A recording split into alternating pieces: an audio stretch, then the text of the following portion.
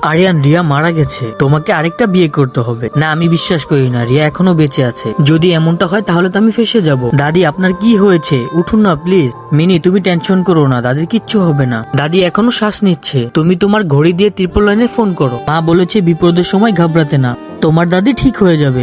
মা এখন কেমন আছে? ডাক্তার বলেছে ভয় পাওয়ার কারণে অজ্ঞান হয়ে গেছে। তাকে ঠিক সময়ে হাসপাতালে না নিয়ে আসলে অনেক বড় বিপদ হয়ে যেত। ধন্যবাদ মা। আঙ্কেল, ধন্যবাদ দিতে হবে না। মা আমাকে সবসময় শিখিয়েছে অন্যের বিপদে সাহায্য করতে। আর তোমার নাম কি? আমার নাম মিনি। আমার মেয়ের নামও তো মিনি।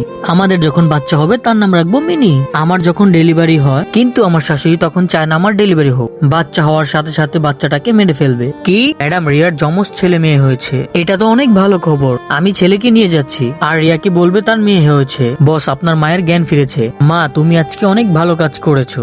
ওই মেয়েটারও তো মা এসেছে।